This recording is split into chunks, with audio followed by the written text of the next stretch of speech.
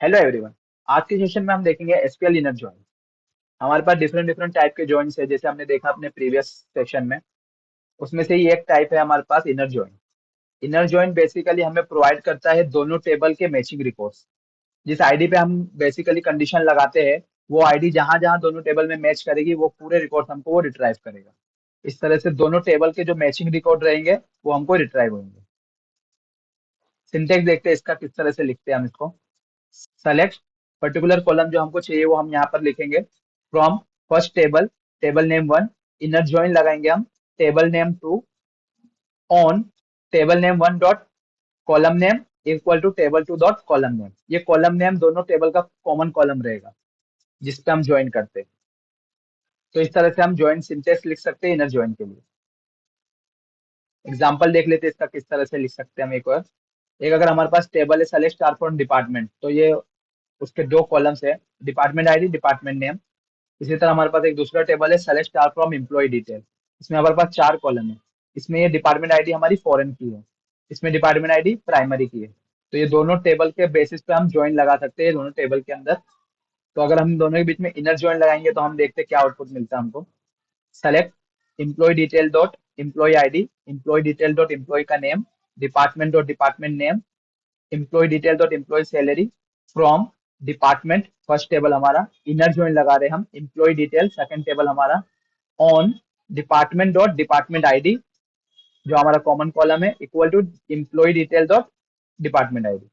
तो इस तरह से हम कुछ इसका सिंटेक्स लिख सकते हैं और एग्जांपल लिख सकते हैं। अगर हम देखें इसका आउटपुट, तो देखो हमको ये रिजल्ट रिट्राइव हुआ है। हमारे पास इधर देखो एम्प्लॉय आईडी वन अवेलेबल हुआ, टू थ्री फोर वाला रिकॉर्ड हमें नहीं मिला, सेवन वाला नहीं मिला, एट वाला और नाइन वाला। तो अगर हम देखें यहाँ पर, तो फोर वाले देखो, फोर वाले एम्प्लॉय आईडी की जो हमारी डिपार्टमेंट आईडी वो नल है, तो वहाँ पे मैच नहीं हुआ रिकॉर्ड हमारे लिए। तो जो रिकॉर्ड मैच नहीं हुआ वो उसने रिट्राइव नहीं किया। इसी तरह अगर हम देखें सेवन वाला अवेलेबल नहीं है, तो वो हमको रिट्राइव नहीं हुआ। एट वाला नल है हमारा, नाइन वाला भी हमारा नल है डिपार्टमेंट आईडी, तो वो वहाँ पर मैच नहीं हुआ उसको। तो इस तरह से हमको वो रिकॉर्ड सारे रिट्राइव हुए जो दोनों कॉलम के अंदर मैच हो रही थे उसके डिपार्टमेंट आईडी।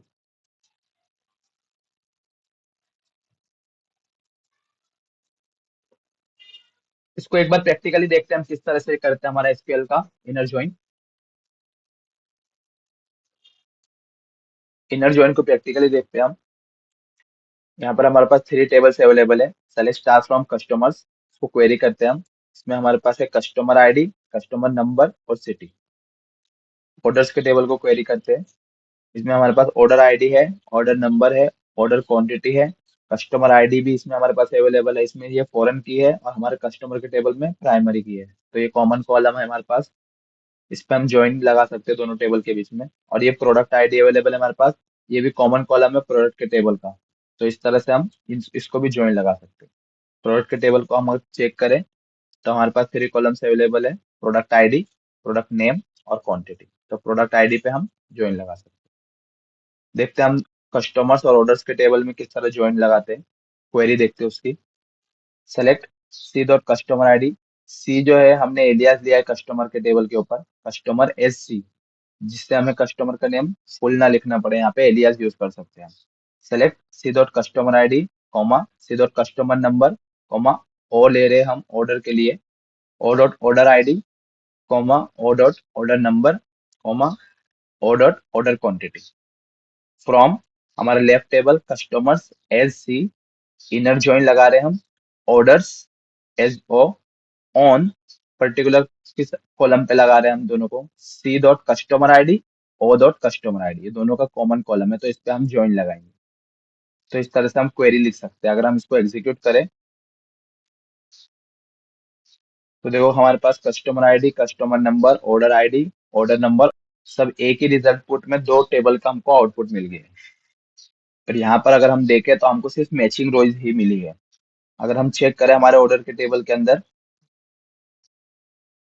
तो देखो यहाँ customer ID one three four और फाइव, चार ही कस्टमर आईडी है इसके अंदर अवेलेबल। वही जो चार कस्टमर आईडी हमको रिट्राइव हो गई, बाकी नल शो कर रहे हो। तो इस तरह से ये मैचिंग रिकॉर्ड हमको प्रोवाइड करता है।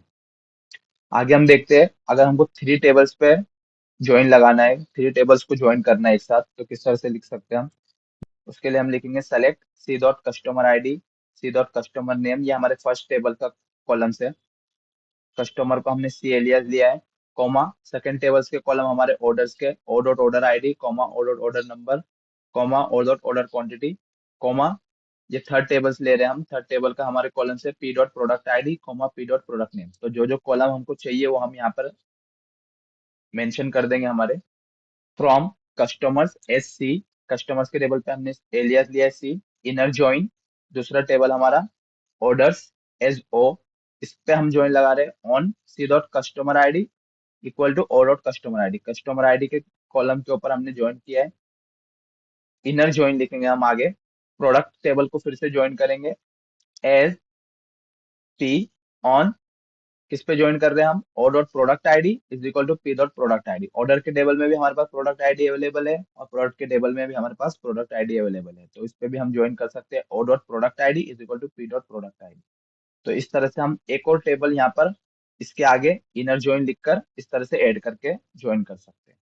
इसको अगर हम क्वेरी करें, एग्जीक्यूट करें, तो देखो प्रोडक्ट के टेबल्स हमको अवेलेबल हो रहे हैं, प्रोडक्ट आईडी प्रोडक्ट नेम। तो इस तरह से हमारे पास थ्री टेबल्स के कॉलम अवेलेबल हो रहे हैं और सिर्फ मैचिंग रिकॉर्ड वाले ही कॉलम हमको अवेलेबल हो रहे हैं। तो इस तरह से इनर ज्वाइन वर्क करता है। मल्टीपल टेबल से हमको एक साथ पर्टिकुलर कोई कॉलम से रिट्राइव करने हैं तो हम रिट्राइव कर सकते हैं।